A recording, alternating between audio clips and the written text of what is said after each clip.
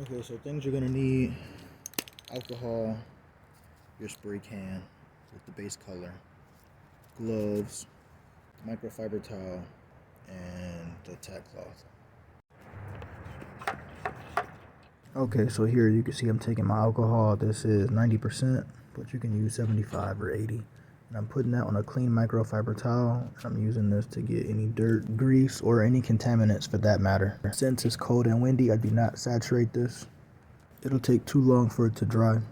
Once the alcohol is fully dry, come back with the tack cloth. This is going to pick up any contaminants that you left behind, such as lint. I prefer a used tack rag because the brand new tack rags are very, I don't want to say greasy and tacky, but it can leave streaking. Whereas the old, used, and abused joint, it just do what it's supposed to do. And don't tell my mom that I stole her Tupperware. Alright, so the color that I've chosen is this Rust-Oleum metallic. It's a black, I mean it's like a super high metallic. Okay, so something you're gonna see me do here is test the spray pattern on the stand first. This is because spray cans and even the spray gun will spit, and I would rather it not be on the panel I'm working on. It really isn't a big deal on the first coat, but it can add in more work for you. Okay, so I always get my edges first. I always put about 2 to 3 coats on the edges. I don't like to go over what I just sprayed, but it is windy. And it seems like I'm missing, it's missing, something's missing. The reason I don't like to go over my work after I just sprayed it is because you don't want to put too much paint on one spot. It can cause runs. This also is a metallic color, so you don't want the metallics to mottle. Alright, so it's cold outside. I want to spray this and start getting the base down. Yes, you can see they're streaking. It's okay. This is the first coat. It'll be fine. You see I'm repositioning my body so that way I can see what I'm spraying. Like I said, this is the first coat, so it's okay. It doesn't have to look perfect. You just want to get the paint on there and need it to dry because remember, this is 30 something degrees outside. So you put it on too heavy, you have issues. So put it on light. You also have to alter your dry times. Usually you want to wait 10 to 15 minutes in between coats. Well, you want to wait a little bit longer just to make sure that it's dry before you put the next coat on. Phone battery is getting low.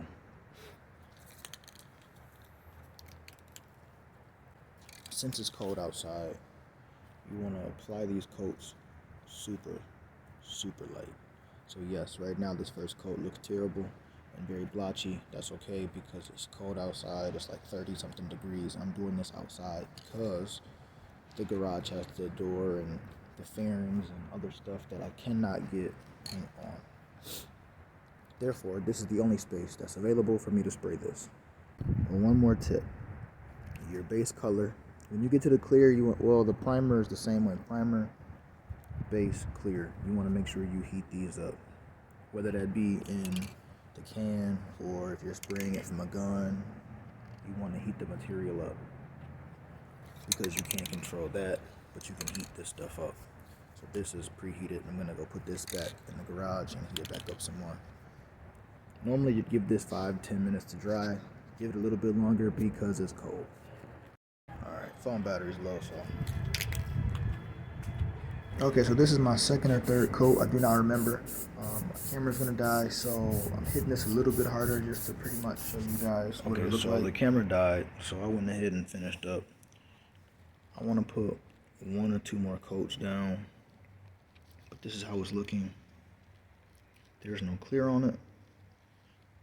As far as clear coat, I would not use just the regular generic clear. Stuff like this I would not use. It's not going to be a high gloss and it's not going to be a 2K. I will insert a picture of a 2K clear that is in a spray can that I would recommend. I think it's like 30 bucks or 40 bucks. I don't have that can. I'm not going to buy the can. I'm going to use the 2K clear coat that I have here. I'm going to spray it out of a spray gun, but you can do the exact same thing with spray cans. So I just wanted to show you the base coat with spray can, but like I said, I'm using the gun for the clear. This is how we're looking so far. Now, since this is sat overnight, I'm going to go ahead and take a scuff pad and I'm going to scuff it. And then I'm going to shoot, like I said, 1 or 2 more coats. and then I'll clear. I want to elaborate a little more on what I just said.